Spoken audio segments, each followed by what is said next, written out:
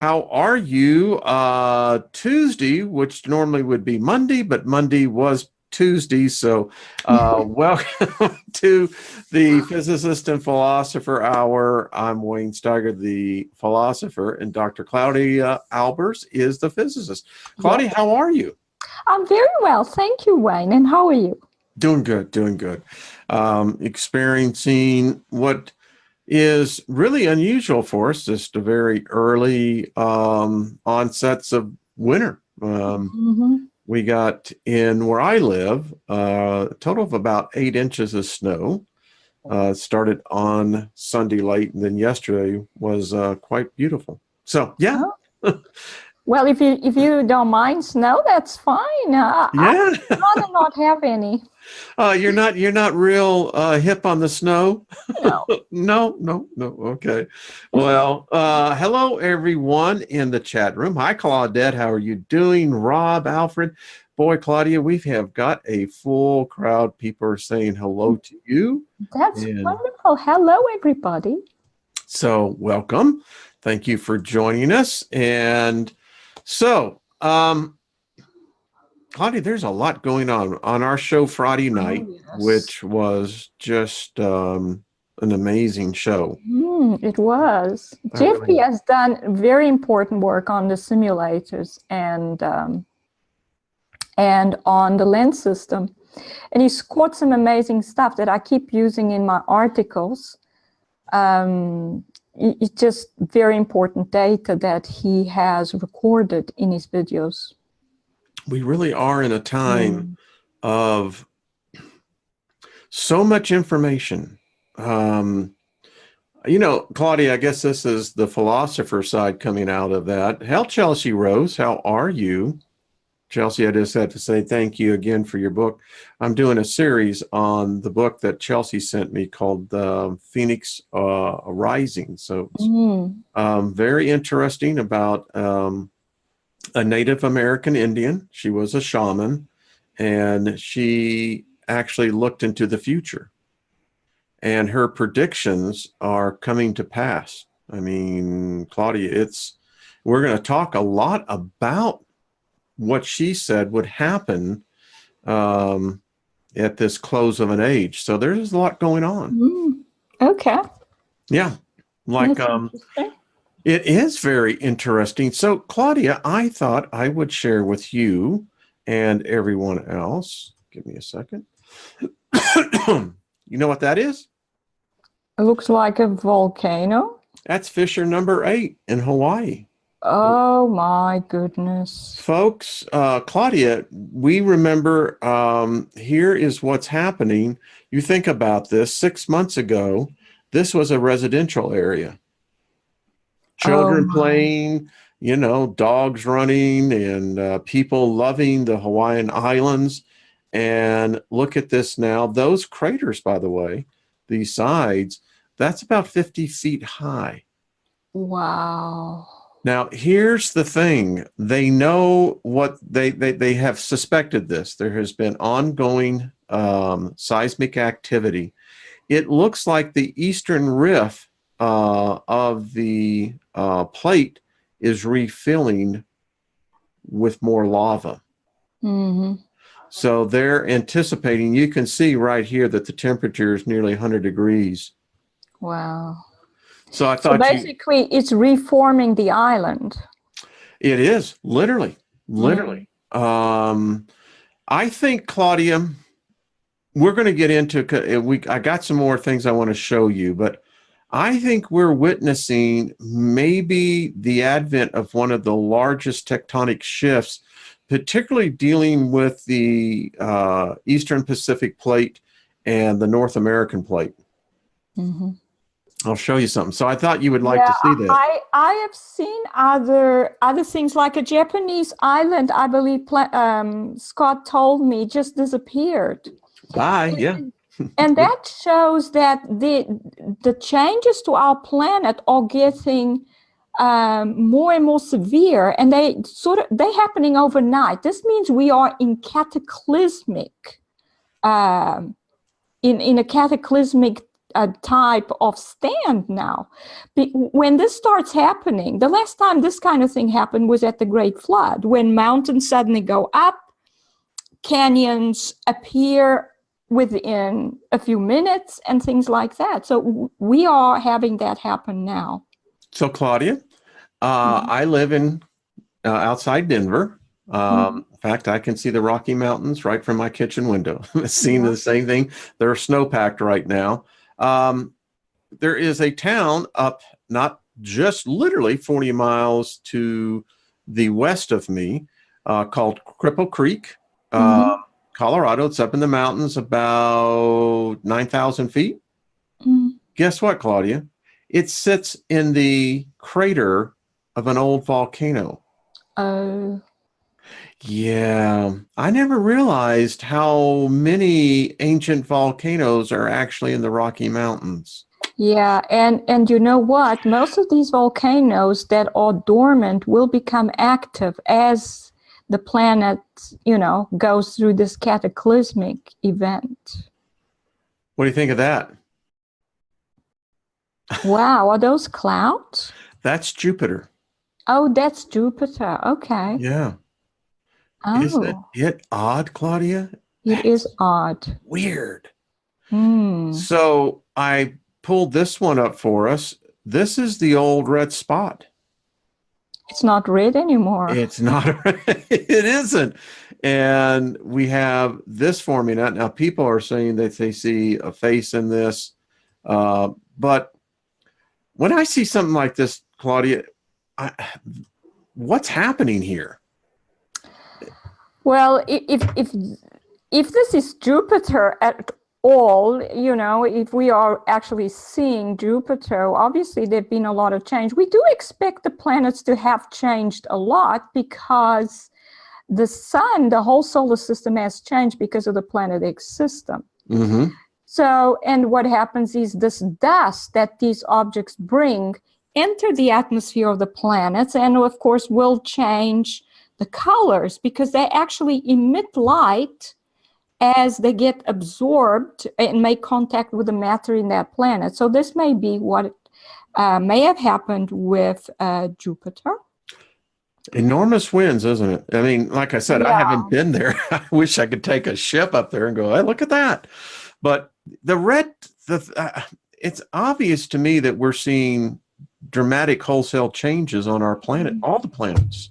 Yeah, all the planets have changed. They've been changing a lot for many years. I mean, Pluto warmed up as it moved away from the sun. Do you know how strange that is? But it shows you what I've always been saying. I mean, they have this idea about latent heat. I was listening to it on TV, which is crazy because latent heat will be released within a million years, and then it's over. But what it shows is that the planets are actually active. They're generating energy inside them. Like I've been saying, they have cores, just like the stars have cores, and they generate heat. That's why Pluto warms up, because the stellar core matter pulls energy out of its core, and that causes all its layers to warm up. So even as it moved away from the sun, it's not about the sun. It's not the sun that was heating it. It was its own core. I think science is proving that you to be correct on that. I just wanted to show everyone this is a cool website you can go to, which will actually show you on the planet where we're being bombarded, if we are. Yeah. That's a cool website, folks. Just check it out. Now, Claudia, I came across this article, and this is very interesting. So there is in the Salton Sea, down there in the Imperial Valley of California, that goes right there to the Gulf of Baja, I think. So they're finding a phenomenon now of what they're calling a mud pit that, as you can see, it's traveling about 20 feet a year. Wow. And they find this one so unusual because, well, they're not supposed to be moving. No, they're not supposed to be moving, but obviously the ground is shifting and moving. That's a very bad sign. That's a Yeah. very, very bad sign. I mean, islands are disappearing.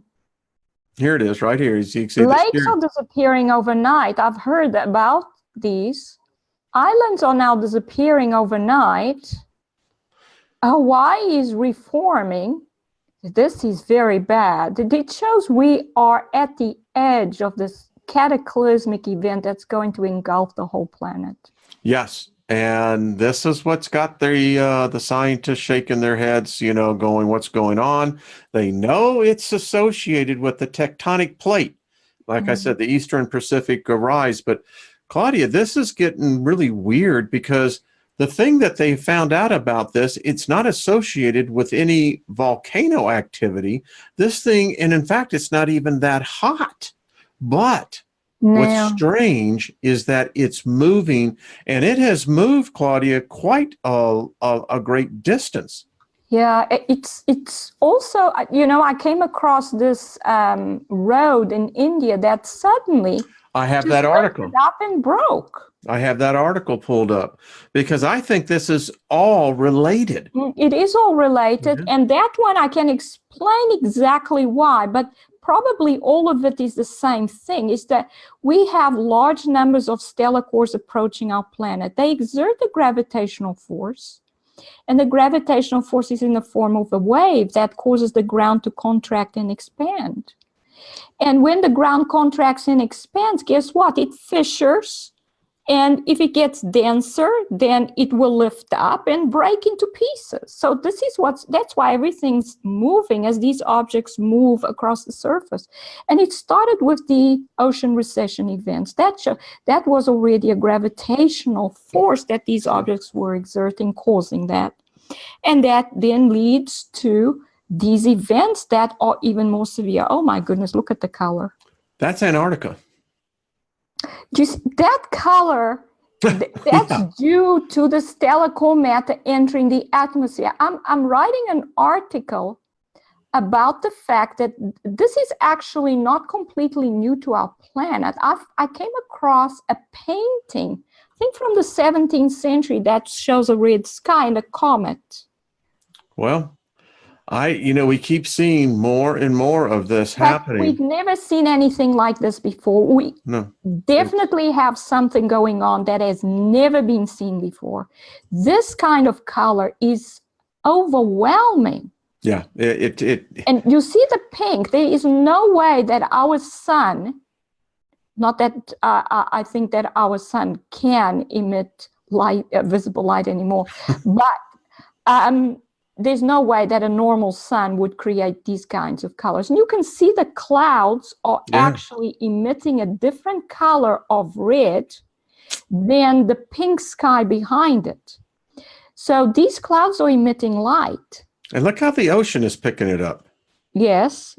The ocean is picking up the color from the sky. And you can see some blue clouds. Back you here. can see pink. Yeah. It's unbelievable. So What's here's happening? one. Let me get rid of this one. So here is the newest report. Folks, this is good. Claudia, wait till you see this. I have to pull down here. So these are the volcanoes that the USGA is now considering on what they call an elevated high level threat. Oh my. I mean, folks, this is all primarily on the West Coast. Claudia, I think, and this is just me. I find it strange they didn't put Yellowstone on this list, though, because Yellowstone has definitely shown signs of increased activity for a while now with those geysers. Mm-hmm. But I'm sure they don't want to alert. I don't think they do one either. And I'm looking at this, and this is again more and more evidence of what you were just saying. There is a lot of talk, Claudia, of the campfire fire that's raging now in Northern California. More and more people are reporting there was a surge through the electrical lines. And as I'm reading this, it has all the signature of, it looks to me to be an electromagnetic pulse that went through there. It overloaded the power lines. Yeah. I mean, it could have been done in different ways. It could have been an EMP. Or they could just target one of the power stations, or here it is right here. the transformers. Right here. 2 minutes after the outage was reported at the substation. They targeted the substation. It was clear that something happened. I think that this has to do with could have been cosmic rays. It could have been electromagnetic. Obviously, it was. It was electrical in nature. And yeah, it was electrical, but I've shown the evidence in that last article I sent you that they actually used laser weapons. I have heard that as well. Yeah, to target certain.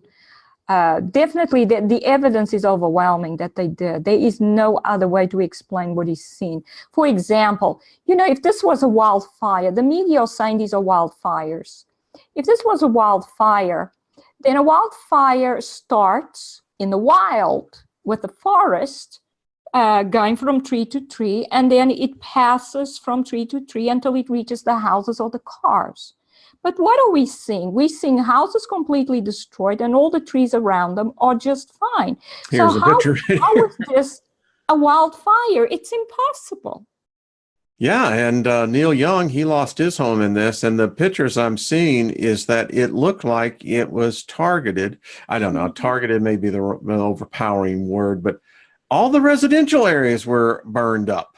I don't think there's any other way to explain it. I mean, I even show a photograph of a car burnt out, a house burning in the background, and trees between the two. I mean, if you'd expect the fire to go from the car to the house, you'd expect it to go from the car to the trees to the house. That's not what you're seeing. The trees are untouched.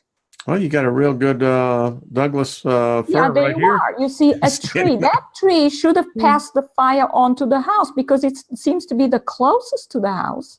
Yet the tree is untouched and the house is completely destroyed. How does a fire get so hot that it completely destroys a house like we see this one? It looks like there's some metal girders or something there. And you can see they buckled. That means the fire was extremely hot. Mm-hmm. Yes, and this is not normal. A wildfire does not cause this kind of damage. It burns what will burn. But look at that. Is there something there that didn't burn? That's a tree. And everything around it is fried. And as you were pointing out here, these fires were intensely hot. And And look at the plants. There are plants that were obviously right next to the house. They look burnt, but they don't look like they've turned to powder. And yet the house did. Yeah, it actually got grass right here. Exactly. There's no other way to explain. This was targeted by a laser weapon. I think I am not disagreeing with that. I happen to think so. There we go. Let me go to this next one. So I want to talk about weather events around the world. This is the Watchers.news. Claudia, it is getting weird out there. So we have extreme rainfall events that wreak havoc across the Middle East. Do you know that last week you had the desert in Saudi Arabia to Oman to Yemen that was covered in a layer of hail, several inches thick for thousands of miles? Goodness. I've never heard of anything like that happening in a desert. No. Major floods hit the city of Petra in Jordan. Deadly landslides in Rio de Janeiro. And let's just go through here. This gentleman here is saying that we're going to talk about this because I think you have a different take, but I am hearing more and more that people are saying scientists from leading where the universe, whatever, but they're leaving the global warming group, and they're saying, folks, we could be entering into a time of very cold period. So here's our volcano. Let me just show you just how much this goes on. Get the next one. Here is more volcanoes erupting in Chile. Mm-hmm. Destruction flood hits the desert state of North Sudan. Mm-hmm. Wow. Very bright north toward meters over Spain. They said, Claudia, this was like seeing a UFO light show going on. Wow. Croatia. Yeah, the problem with meteors is that because we're losing our atmosphere to these objects, they're actually drawing it away. There's less atmosphere for the meteors to come through and burn up. So it'll be easier for them to get to the ground intact. And here's just further, here is Russia, Mm-hmm. here is Rome, here is Australia, all around the world, Claudia. Oh my goodness, yeah. We are getting events. We'll just put up this one here. Let's just go to this story here. Look at that cloud formation in the light. Yeah, I was looking at that. That looks very strange. It doesn't look normal at all. Let me pull it up in by itself. There we go. That doesn't look like a normal cloud at all. It's very strange. Lightning as well, Claudia. I'm getting reports. And the lightning's not coming from that cloud. It's coming right overhead. And so everywhere we go, we're seeing this. Yeah. That looks weird, by the way. Yeah, it does look very weird. Looks like a spherical thing below there. Here's a green light so look at this. Yeah, nothing looks normal in our skies anymore. No. All kinds of strange things are happening. I think we have stellar cores actually coming in, lots and lots of them, more and more of them, more and more stellar core dust. Yeah, look at that. That looks so strange. And I've always been expecting that eventually we're going to get these cataclysmic events, and they're going to get worse and worse. And they will cause volcanic eruptions because they cause the lava to increase in density and decrease. What happens when you do that to very hot rock to the point that it's melted and become magma is it gets unstable. It's going to erupt. Yes. I was just showing the graphics on this. Is an article here, Claudia, talking about these scientists are expecting potentially a climatic change in a matter of a couple of months to extreme, particularly talking in the northern hemisphere, of very cold weather coming in. And if what we're seeing here already in Colorado is any indication, you're going to be the next one that I think is going to get really hit. So yeah, well, the cold happens over the land masses because it doesn't happen where there is ocean. Where there's ocean, there's a lot of heat because the ocean is warming up much faster, of course, than the atmosphere or the land masses. So in winter, when the simulators are not emitting as much energy, then the land masses get very cold. Also, we are losing atmosphere. The atmosphere is like a blanket. It insulates the heat inside the atmosphere. With loss of atmosphere, we're losing our insulation. That's basically what they're saying, is that it's allowing more of external from from outer space, that Earth is losing more heat than it's retaining.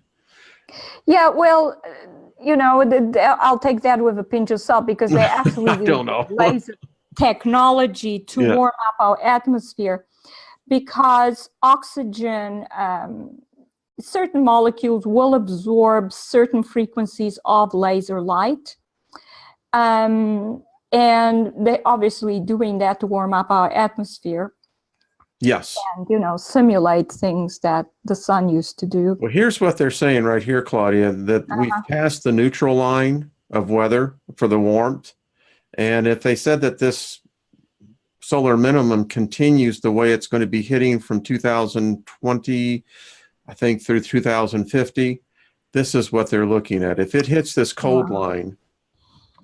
But I have actually looked at the data over thousands of years. And what it shows is that from about 1850, the sun went into super activity. And you can see it from back about here. Middle of the 19th century. So this thing that they're saying it's a minimum, it's not a minimum. What has happened was the sun first became super active because of the Planet X system coming in, but they never show back thousands of years. I actually show it in some of the articles I've written. I'm going to send it to you. Okay. I have already. But it became super active. And then, of course, it reached the point where it couldn't any longer because of the stellar core dust replacing its own corona. So it reached the point it didn't have enough electrons and it started not emitting as much light and it got weaker. So what they're showing here, it doesn't make any sense when you realize what's actually happened. And this solar minimum is not true. I mean, if you look at what's happened with the sun's corona, and you look at it in the SDO images from 2011 and the ones from 2017 and 2018, you can clearly see what has happened to the sun. It's losing its corona. And so it's not a solar minimum. It's the sun losing the ability to emit light. Well, they're not going to admit that. And of course not. Here's something that's very interesting. The folks that live on the East Coast there around the Del Mar Peninsula, this is getting worse and worse. There is a sound. They say it sounds like music, but like a constant bass drum. But they're saying it's driving people nuts, and no one can find the source for it. That's very strange. I thought this one was interesting, that they're saying that, I don't know what these are, by the way, your field, particle physics. Yeah, they're still on with this dark matter. Every time they've tried to say, oh, there's this dark matter. At the observation, the experiments come back saying there is no such thing as dark matter. So now they're still talking about it. Still talking about it. Ridiculous. It's the same thing as they say, oh, yeah, the Big Bang. Yes, definitely there was a Big Bang. It's been falsified over and over again, but there was definitely a Big Bang. Definitely a Big Bang, yeah. There's a black hole at the center of every galaxy. Now, if you observe the objects in the sun's corona, you can clearly see that these are stars and they're larger than the sun and they didn't turn into black holes. I'm just going, okay. Yeah. So they go on with their stories. They do go on with their stories. You're absolutely it's fairy tales. Dr. Albers, tell us what you really think about this. It is. So there is, hey, Jeff P., how you doing? I didn't realize. Great, Scott, how are you doing? I just want to say hello to everyone out there. Thanks, moderators. So that was just my putting together just a random sampling from around the world of what's happening to our planet, Claudia. Yeah, there's a lot happening. And it shows that, things are only going to get worse. What we see happening will just increase in severity. And you can see that every area in the world is going to be affected by whatever they have there. If you have a volcano nearby, you'll probably be affected by that. And if you have the ocean, you might get the tidal waves. And and if nothing else, you still get hit by the weather. Well, it's like there's every part of our Earth, whether it's the atmosphere, whether it's the ground, whether it's the ocean, it's all being impacted. that, upheavals. Here, can you see your article here, Oh, Claudia? yes, yes. Yeah. This is the one about India where this road suddenly lifted up. This is a road made out of mud, suddenly lifted up and it broke into pieces. And it lifted quite a few meters off where it was before because it was down there where you see the ground. And this for 1.5 kilometers. And people were so scared, but there was no seismic activity, no earthquake. It just happened. It just suddenly lifted and broke. And people were very afraid. The authorities say it's because the water in the mud dried up, and that's why this occurred. It's ridiculous. I mean, why would a road drying up break up into pieces? Actually, it's the opposite, because as the stellar cores come by, the gravitational force, and there's a gravitational wave attached, and the part of the wave that goes by, if it's the part that decreases the density, it means that the water in the mud will expand. And when it expands, the road will get larger. Of course, it will need to occupy a larger volume. So, of course, it breaks up. It lifts up and breaks. And this is what I show there. There's actually a gravity is a wave. There's always a wave attached with it. And that means it has alternative regions of high and low density. It's actually a stationary density wave. It moves because the object moves. And so you see the yellow there is the low density region. In the middle, it's got a central minimum. That's why it always forms a vortex with a hole right through the middle. It's got a central minimum and then a circular ring around it. This is a cross section, but it's in a ring shape, circular pattern. And around that, there's a maximum. And as the object gets closer, the height of those bulges, the yellow bulges, will go up until eventually it connects to the object and forms a vortex. So that's what it does over the ocean, because water is much more responsive to changes in density. This is solid ground, so it's not as responsive, but what it does is it expands and contracts. And if there's water in the ground, you will get more of an effect. And this was a mud road, so it had water in it. So this is what happened. Look at it. And of course, it will expand, and then as the high density part of the wave moves onto it, it will contract again. So it will leave huge spaces between the blocks that have broken. It's amazing. It's amazing that this is happening. You see that the ground around it has not been affected in the same way. This was a mud road. It was made out of mud. So a lot more happened to it than to the ground around it. Yeah, and it goes for meters down. That's just 1.5 kilometers. So that's about 1 mile. I was going to say close to about 9. It's about 1 mile. This is interesting.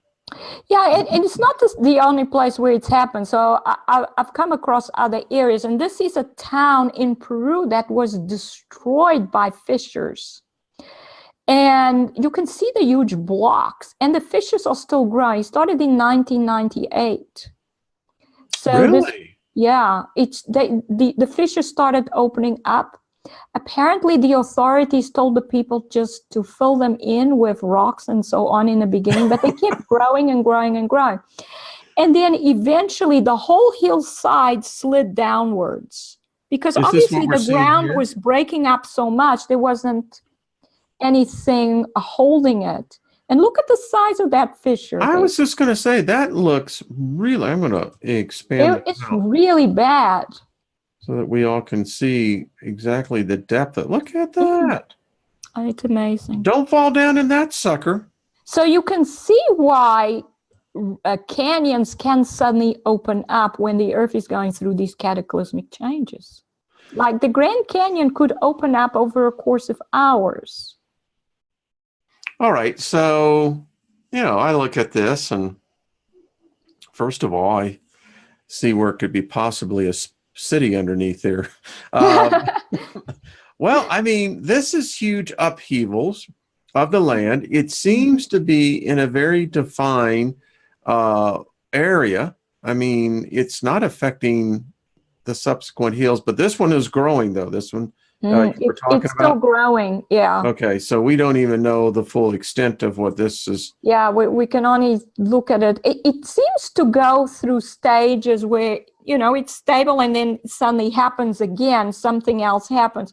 And that's exactly what you would expect because these objects are attracted to certain regions of the Earth. So they will go and come back and then create more upheaval.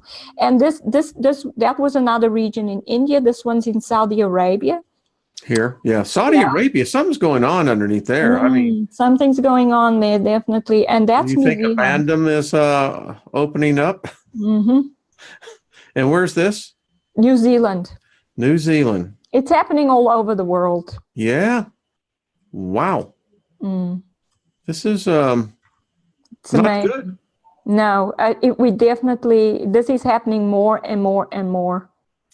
So you have another article here I found riveting on this one. So this is the footage that Scott showed a couple of weeks ago. Yes. And you've had a time to, I guess, really get into a little bit more. So let's walk through this. Yeah, so what I did here was actually use the images to come up with an idea of the size of the object. I estimated it. As you can see, it's different sizes in both images. The two images are 2 days apart. So obviously in 2 days, the object moved a certain distance away from the detector so that it decreased in size. And I estimated that it decreased by 1/5. And that means it moved 1/5 of the total distance that it initially was from the detector. So I could use that to measure. I sort of estimated the speed and the size. You tell me where you want to keep at on this. Yeah. So there, I just say it's 1/5 of its size decreased by January 12th. So we can move down a bit. Are we seeing, by the way, I didn't ask Scott this, but are we seeing this going towards our sun? Or are we seeing this in a kind of an elliptical orbit? Okay, so it's definitely moving towards the sun because you can see the sun becomes more and more active as it moves towards the sun. Also, as it gets to the 12th, it starts getting immersed in these clouds of coronal plasma that the sun's emitting. So it's definitely moving closer to the sun. And then I show on the 14th that it's totally, almost completely immersed in these CMEs that the sun is firing at it. Obviously, the sun is going crazy because of this approaching object. It looks like it's moving very quickly. I don't know what the grid system is. I estimated a minimum speed of 174 kilometers per second. That's all an ass. Excuse me, but that's moving. Yeah, it's probably moving faster than that because it's actually moving in a curved trajectory where I estimated that using a straight line trajectory. Okay. So it's interacting with our star. Our star is interacting with it. Do you think that this is a cloudy, a cloud-covered object? I mean, I know we're getting refractions. Well, remember, it had a lot of debris around it. This is true. It has a whole cloud of debris around it and following it. There's also a lot of dust around the sun that these objects have been leaving there for thousands of years. So that's the type of trajectory that I use to estimate its size and its speed. And once I have, so that's stereo A, the red dot there. So it was moving in towards the sun until the detector could see it. It came into the field of view of the detector. And that would have been when we picked it up on the 10th. And then it moved towards the sun on the 12th. And then on the 14th, it didn't change size between the 12th and the 14th. and it was about the same size. It's never as clear in the PDF file, but Yeah. it didn't change much in size, and it was immersed in the cloud. So I would assume that it had reached the same distance that the detector is from the sun. So that's why I had it move towards the sun between the 10th and the 12th. And then from the 12th to the 14th, it moves along maybe a tangential line with respect to where the detector is towards the sun. So You know what I've that's what seen, I use. Claudia? If our line of reference is coming off of here, off of the radius lines coming out, you can actually see that it's actually moving downward too.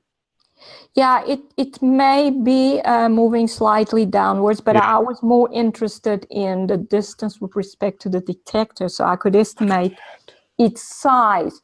Because you see, the moment I can say, okay, it's at the same distance as the sun from the detector, then I can do a size comparison between it and the sun. All I have to do is figure out how large the sun is, or would be if it was seen in these images.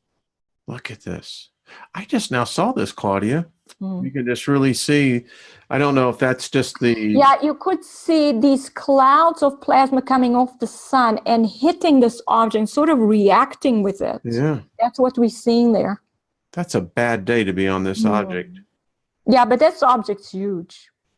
Look It's at this. huge. It's absolutely huge, as you will see.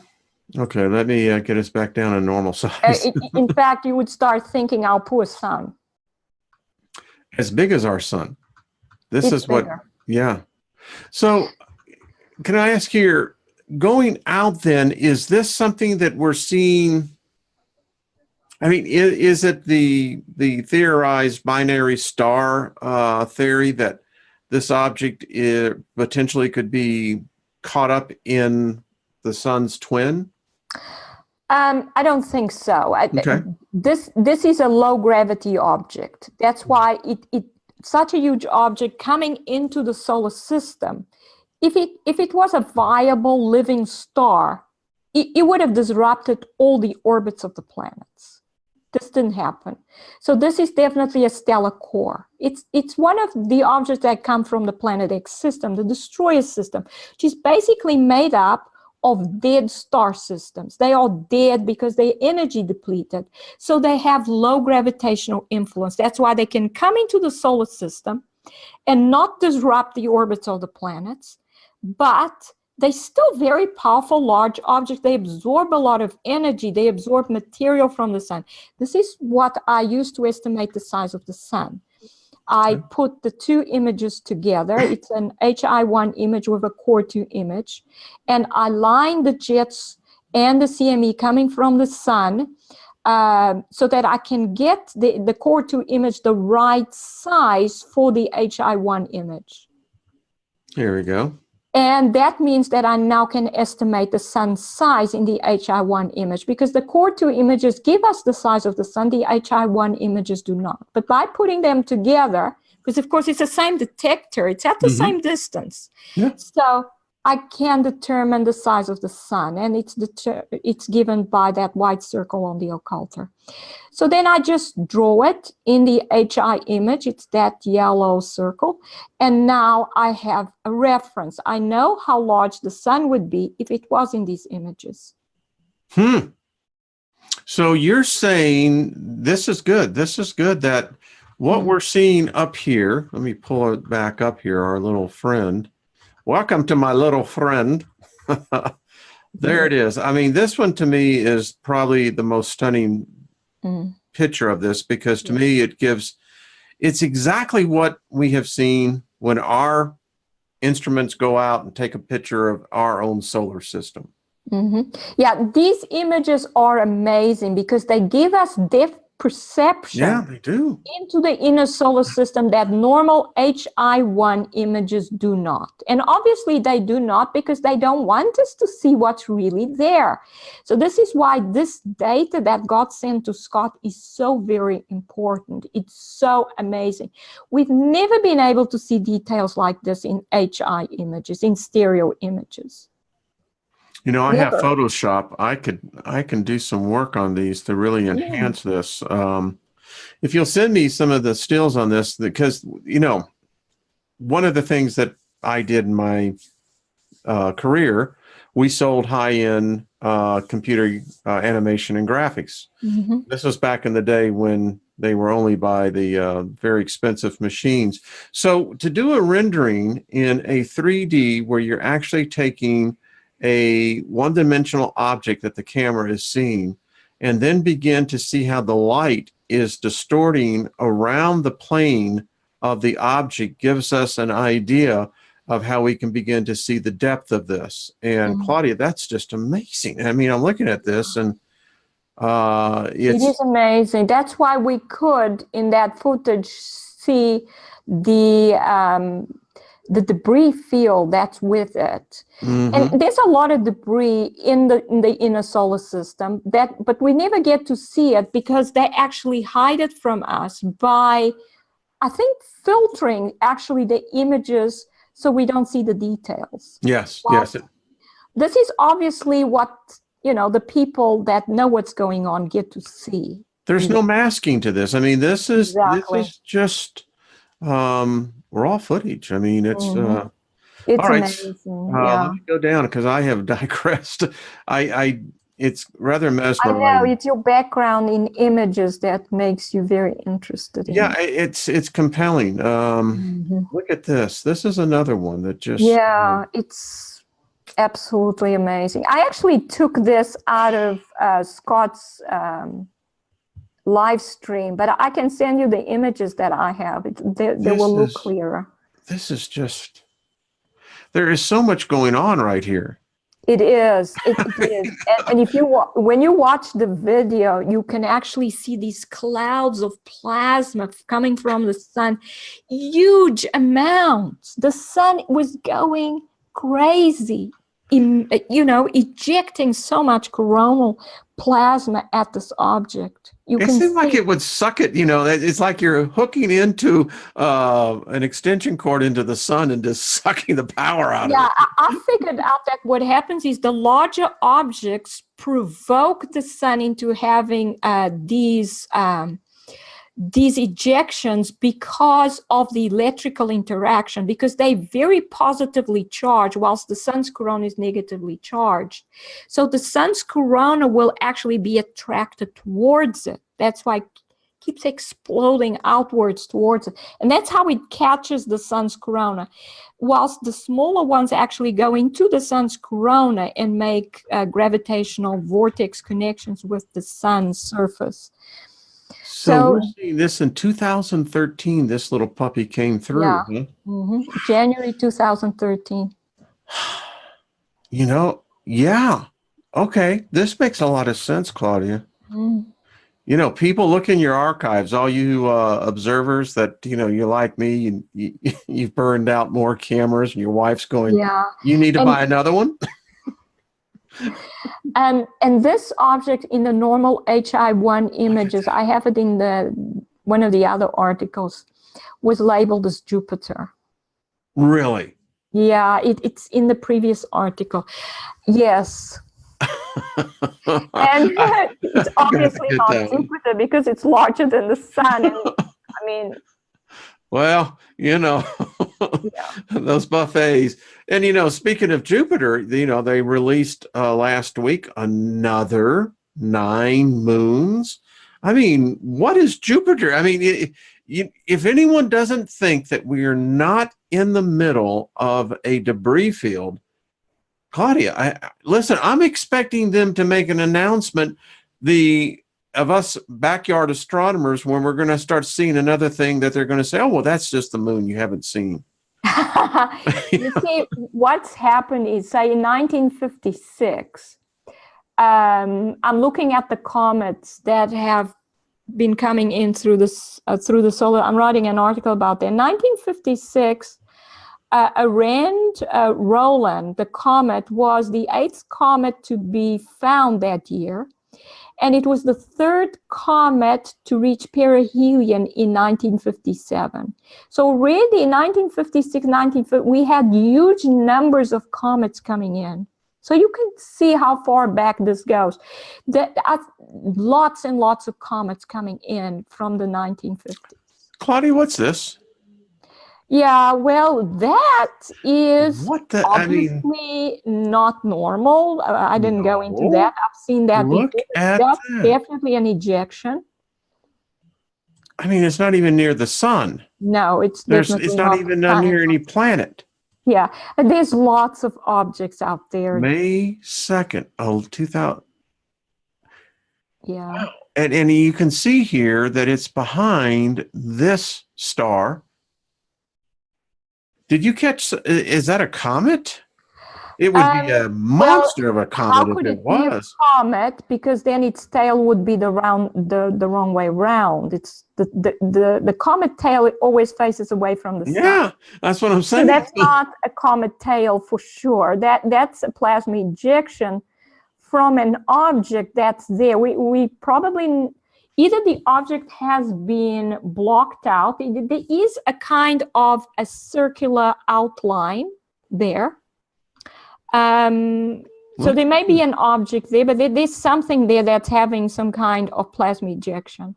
And it's ejecting towards the sun. And I've found lots of evidence of this happening before. And they often label it as Venus or something like that.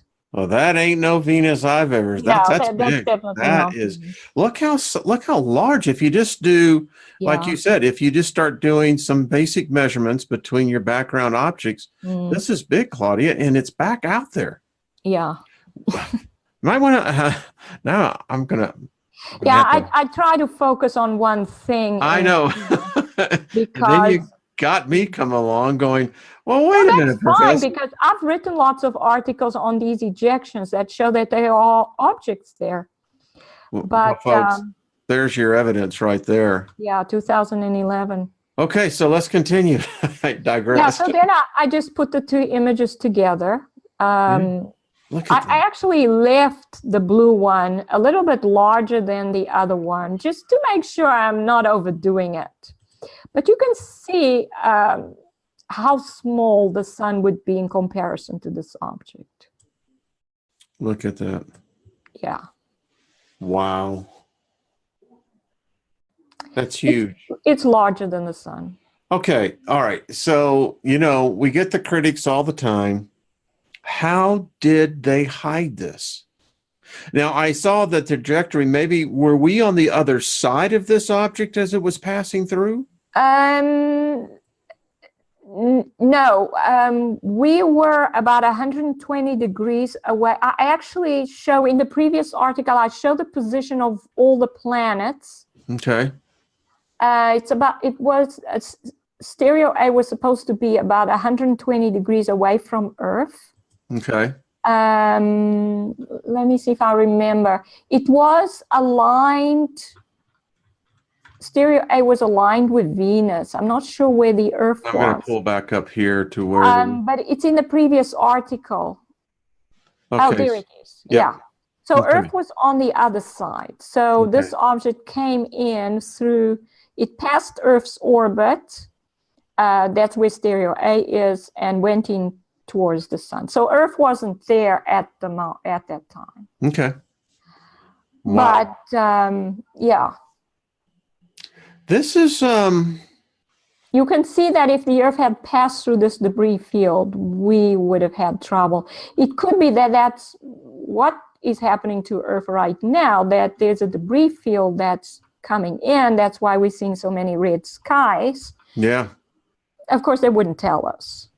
No, they would never do that. But, even in looking at this picture here, I can already see, to my eye, that what we're seeing is, look at the objects around this, folks. I know we've talked about this, but there's one there. There's one there. There's one. There may be more there. There's actually something around here that this is it. Claudia, I know we've seen this, and I still love to do another whole show on it because I don't think. Here's the thing. It's a matter of cognitive recognition with the viewer. That people just don't believe that things come through our solar system that could really harm our planet. That's Hollywood. That's science fiction. That's Yeah. what we go pay to go see at the movies. But this is reality. Yeah. And if it's as nearly as large as our sun, I tell you, it dumbfounds me at time, because when I look at this, it begins to make sense. Yeah, it begins to make sense what's happening to our solar system, why the Earth is in such upheaval, because these objects have been coming in for thousands of years. Mm-hmm. Some of them stay with the sun, they never leave. Some of them go around and around in their orbit. That's what comets do. They don't obey gravitational laws like they should because they're energy depleted. Mm. So Yeah. we've got, go ahead. Sorry. No. So this is the one I pulled up here as well, because I thought this one is that it's mounting evidence, Mm-hmm. you know, and it's no longer circumstantial evidence. This is Yeah. becoming solid. Yep. So Planet X, I basically wanted to stress that it's here and it's having real effects. Because certain people are actually saying that Planet X, the whole system, is a hologram. Now, we have evidence of lots of holographic projections being used in our atmosphere to hide things, to hide the fact that there's something very wrong with our sun. But these objects are real. They've been coming in for thousands of years. They're comets. This is actually Comet Halley. Yep. This is an actual photograph from 1910. You can clearly see the comet in the sky. Now, there was no sun simulated in the sky in 1910. And most of us still remember the real sun. We remember what it felt like to have real sun on our skin. Nowadays, if we expose our skin, it very quickly feels burnt. But years ago, when we were children, it was a nice, soft feeling. Yes. Do you remember that? I do. I worked out in the garden all summer, I can tell you. So we had a real sun in the sky. So in 1910, we had a real comet in the sky, and the comets are Planet X objects. So Planet X objects are real. And the effects they're having on the Earth are real. That's why I show the ocean recession events down there. Mm-hmm. The ocean recession events can only be caused by an object approaching from outer space. Tides are caused by the moon. I mean, it's reached the point where some people have actually said that it's the moon that's causing these ocean recession events. But excuse me, how logical is that? When we're having normal tides in most of the world, and we're having these unprecedented recession events in just certain regions, how logical would it be to think that both are caused by the moon? It's impossible. And some people are even saying that they're caused by the fact that the moon has disappeared. So, well, if the moon disappeared, you have no listen. tides whatsoever. How would they cause these increased tides? No, these are due to objects, massive objects approaching the Earth from outer space and closely approaching the Earth, so that the tides they produce are much more severe than the moon's tides. And they affect small regions as well. And these tides take a long time to come back. You know, a normal tide takes 6 hours to go from high to low tide. Mm-hmm. And that means that the minimum of the tide can only last 1 to 2 hours. But these often last much longer than 12 hours. What does that show? That actually shows that the object is actually hovering over that area. And where have we seen these objects do that? In the sun's corona. They make a gravitational connection with the sun. They hover over the same point for hours, sometimes days. Makes sense. Makes sense. Yeah, and then we have the high tide event. So we have both the ocean recession, the high tide, and that shows that gravity is away because it has hollows and it has the tidal bulges. So it has the bulge and the hollow. That means it's a wave. It has a maximums and minimums. It's a wave, but it's a stationary wave. It only moves when the object moves. So this is the kind of wave that it creates, and I illustrated with this diagram. So it has the bulge area, and it has a hollow in the middle. And as the object approaches, the height of that maximum tidal bulge increases until the object comes down to a distance which is equivalent to the wavelength of the wave, and then it connects. It forms a gravitational vortex. And then the object draws material from the Earth's ocean through that connection. That's what they do on the sun as well. And here we're seeing and then I show the effects of what we see that I just wrote about in India, and I explain again what's happened.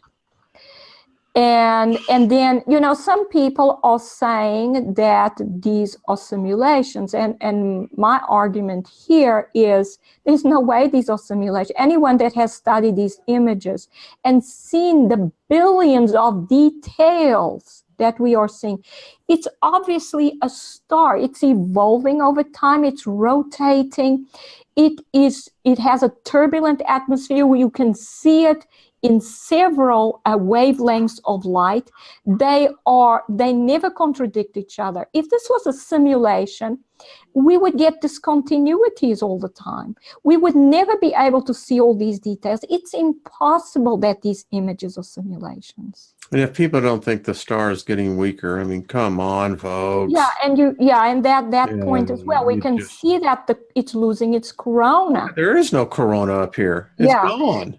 In fact, right now, I'm sure it has no corona, because there's definitely lots of evidence that the sun is not illuminating our atmosphere, because our atmosphere is so dark, and there are gaps in the cloud where there's no sun shining through them at all. And Claudia, I'm going to back out of here on this. This is so heavy. I can tell you, there is so much going on across the board. Yeah. I mean, wholesale changes, our sun, our stars, our solar system, the planets, Earth itself, massive upheavals of land masses, great volumes of water. Just, I think about these tidal erosions, particularly with our friends down in South America. We have a lot of viewers that are in Brazil and in South America, and they're saying the same thing. Yeah, the whole world is being affected more and more. And the thing is, you see, they gave us this story about an object that comes through and goes out again. These objects are not going to do that. They are going to keep coming in.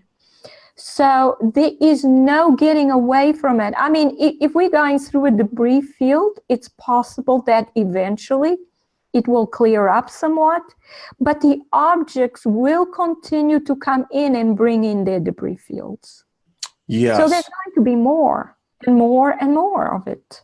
You know, we've shown the meteorite systems, and when you combined all the Gemini, all the different meteorite showers that we see, Claudia, we're in the middle of a freaking debris field. It looks like a war zone is what it reminds me of. It's just debris is everywhere. That's right. I'm still surprised that we haven't gotten smacked more than what we have. Yeah, the thing is, we're fortunate in a way because even the debris is very low in energy. So it is not easily influenced by the gravitational field of a planet. It comes in, and it comes in slowly, because it doesn't act much like asteroids. You would expect an asteroid to go through, right through the atmosphere. So it comes in slowly and absorbs energy, and it creates all that light in the sky. But eventually, this debris absorbs energy, and then it starts acting more like asteroids. So over time, the likelihood of us getting hit by this debris and it coming in as asteroids increases. Yeah, I would think that in my mind, if, you know, it's like everything else. When you start coming in the middle of a storm, the winds don't typically start immediately. You've got that little breeze, and then the next thing you've got a full force gale. And I look at the debris field the same way. You'll see a less density as you begin to enter in, or it enters to us. I don't know which one it is, but it's here. I mean, when you even got NASA coming out last week, as we spoke on Friday night, dust bunnies. Dust bunnies? Well, NASA discloses through euphemisms. Don't they, though? I mean, I'm going, dust bunnies? I mean, all right. Now we got 2 dust bunnies out there. You know, the thing I know about living in Colorado, rabbits multiply very quickly. So, and so my mind's thinking, well, if we have 2 dust bunnies, we're about to have 8 more dust bunnies. Yeah, that's good. And then at some point in time, folks, we're going to be overrun with dust bunnies. Absolutely. I think we overrun already, but it's going to get a lot worse. Yeah. Well, I just think, Dr. Albers, that, that's 25 years of education someone should get their money back on.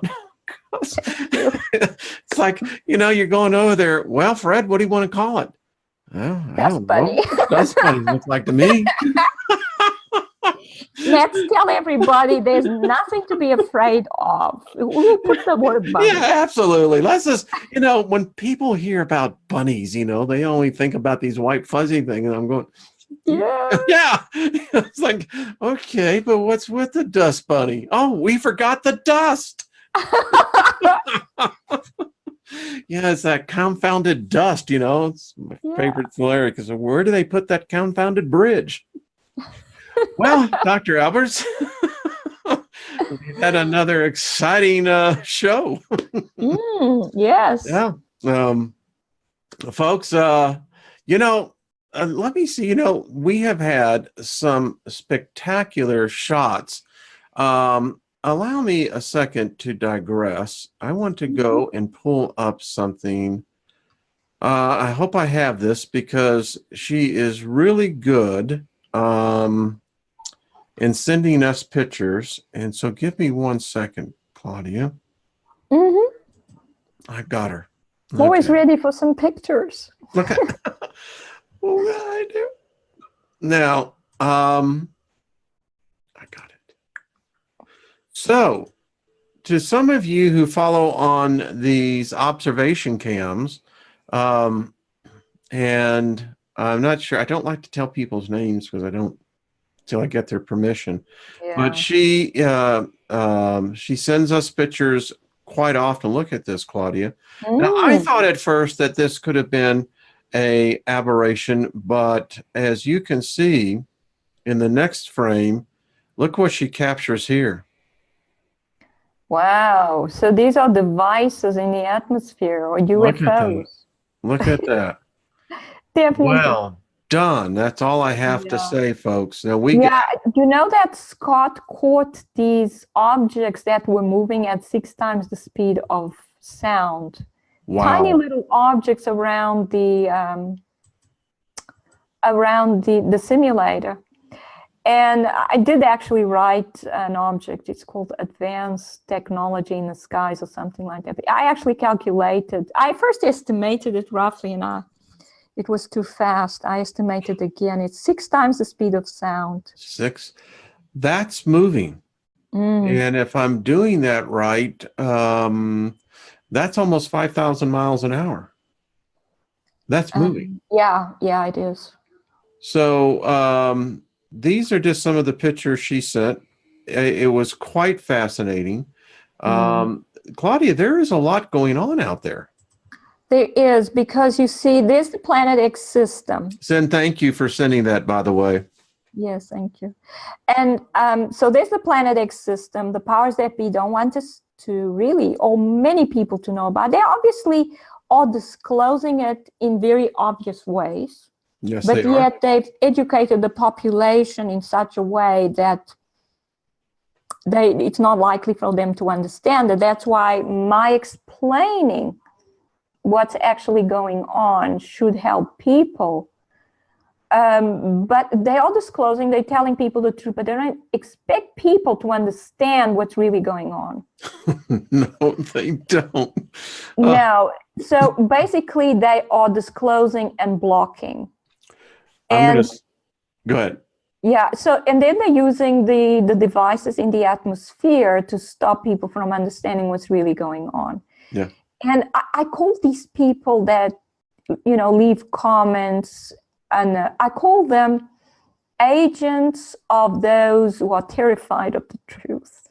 I like that. Yeah, because that's what they are. They are terrified of the truth. And the truth is that the Planet X system is here, that the Planet X system is affecting our solar system. That's basically destroyed our sun. It's slowly destroying the rest of the planets in the solar system. This is happening, but they're terrified of that truth.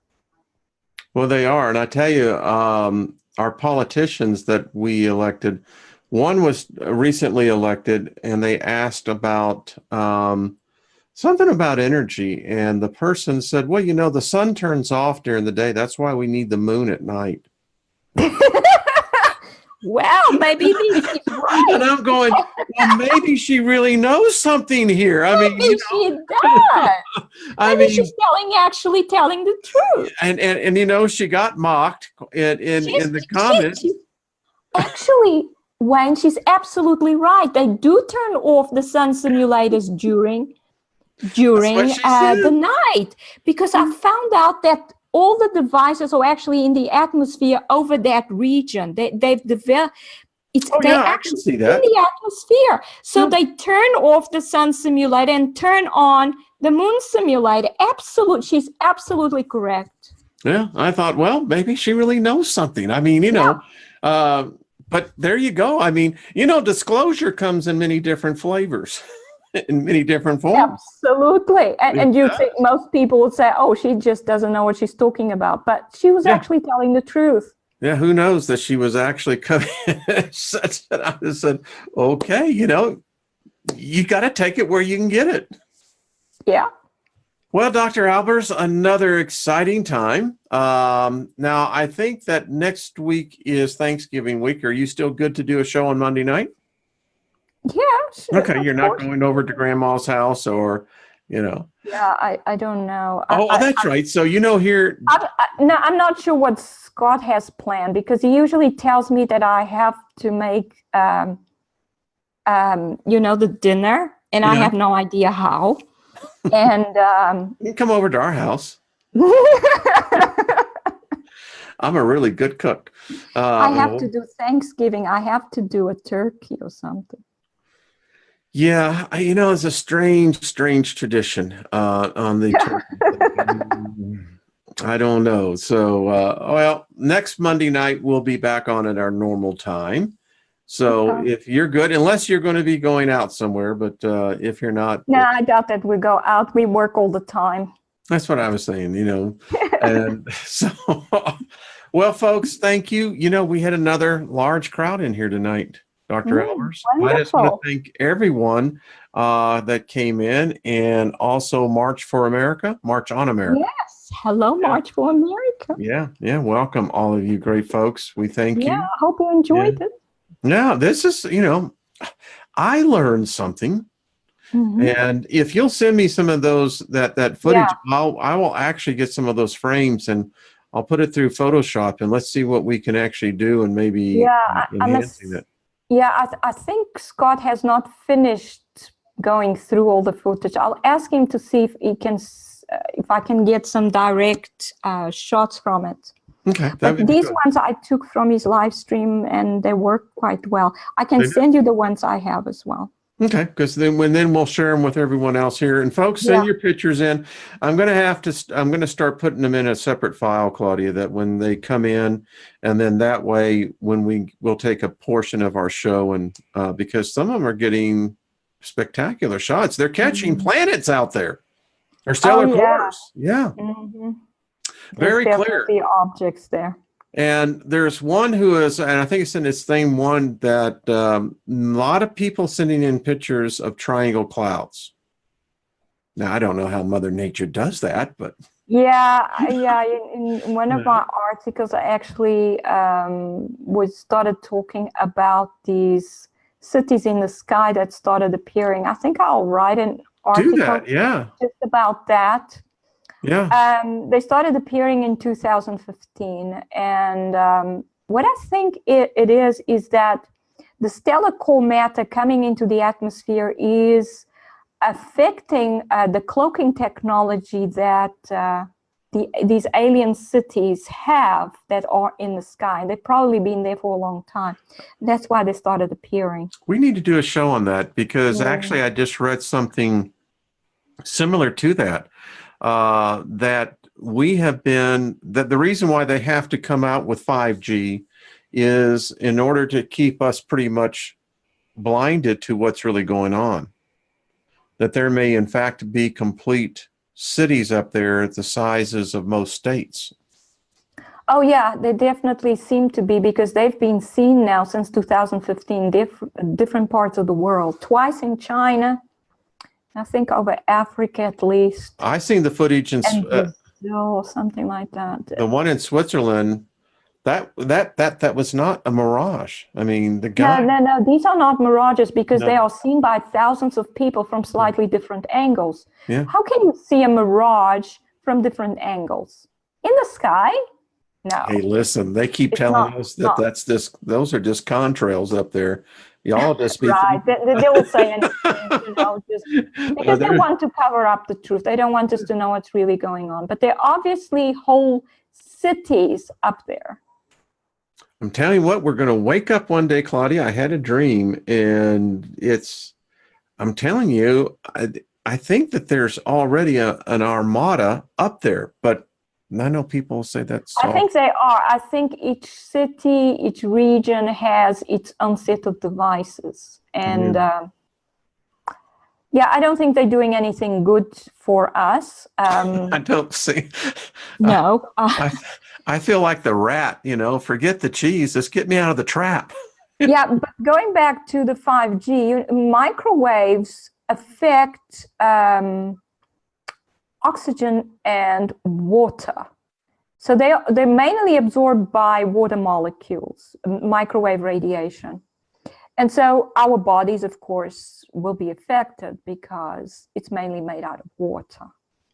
I've also I'm going to be doing a story on this on my the Daily Show. Nanobots. We're contaminated with it. Anyway. Yeah, I think they're putting them in the chemtrails. I think they're everywhere, and I think that the 5G is the activation code. It's just me, but I really do. I think that it begins to activate. But they can't just. I think the final thing would be getting the chip, and they can't force you to get the chip. They have to give you the choice. Well, they try to force you by, saying, well, you don't get it, you don't eat, but they still have to, they can't just put it in you without giving you. Here's the problem. More and more multinational companies are telling their employees they have to be chipped. Yes, I know this UK company. I saw that piece of news. Yeah. And that's very bad. You see, they're already putting people on the spot and say, well, you want to work for us, get the chip. So if you don't want to get the chip, you have no choice. You lose your job. I know people. I would prefer to lose my job. You're better off. Yeah. Believe I know me. people in Silicon Valley, Claudia, that are already chipped. Yeah, that's bad. That's really bad. I know a company that's involved in payment, and they're already getting the betas out there. You think that's not good. Well, I'm telling you how it's going to be sold, and it's going to be bought lock, stock, and bagel. Is that you will never have to worry about carrying your identity. You'll never have to worry about carrying cash. It's right on you. Yes, until they turn off the chip, and then you lose all your money.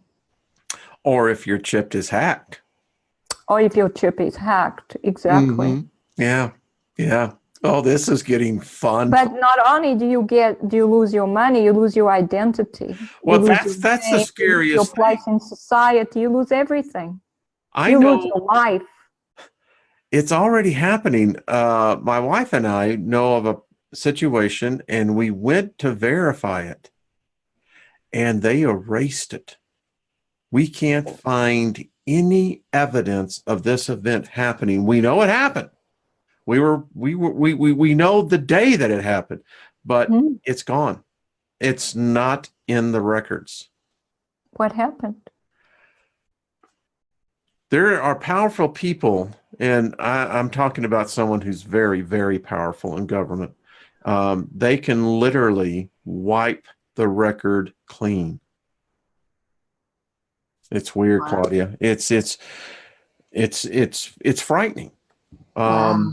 They have new cities that we'll talk about this. We'll have to do a show on this. We really will.